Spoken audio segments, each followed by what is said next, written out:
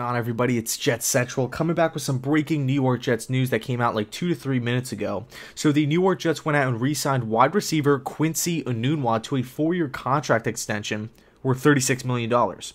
This is a great deal, okay? Especially in today's game. I mean, the world we live in today, you have average wide receivers at best getting massively overpaid. All right, it's just a fact of life that you know, just look across the landscape of the National Football League and you see average wide receivers that are getting these huge contracts that, quite frankly, they don't deserve. So to sign Quincy Enunwa, a guy who still has a high upside, who is a very versatile player, who has been in the New York Jets locker room and has developed somewhat of a chemistry with Sam Darnold. I would rather sign a guy like Quincy than, you know, as opposed to going out in the free agency market and overpaying for a guy who could be past his prime, who, you know, these free agent wide receivers are, the class is not that attractive. Okay, the 2019 wide receiving free agent class is not that attractive. I mean, you have guys like, you know, Tavon Austin and Cordell Patterson, who else? Ryan Grant, Dante Moncrief, Golden Tate, I think, is the headliner, and he's already past his prime. I would much rather pay a guy like Quincy Enunwa, he's been in-house, like I said, than pay one of those guys, probably more than what you'd pay Quincy Enunwa. So that's how I'm looking at it. Now, is Quincy Enunwa the true #1 X wide receiver? You know, something that the Jets have lacked for since probably, you know, 2015 with Brandon Marshall?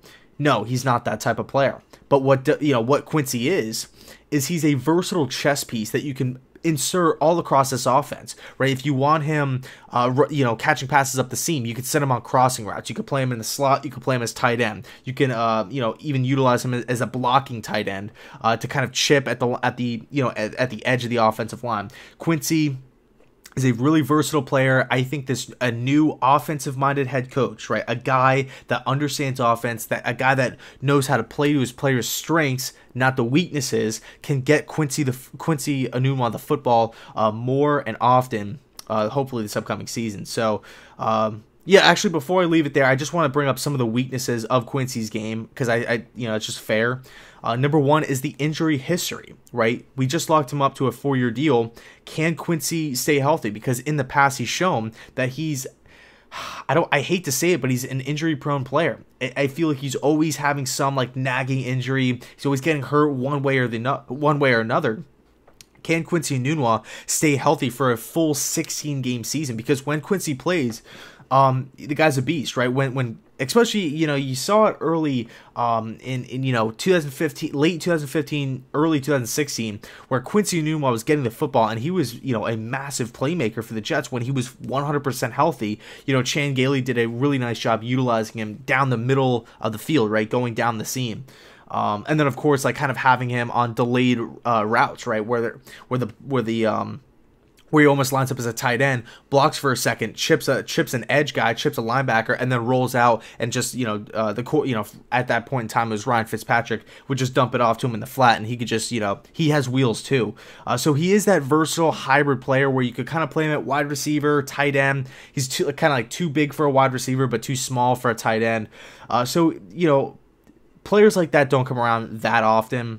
Now you can make the argument that Chris Herndon is the same style of player, but he's obviously a little bit more bigger.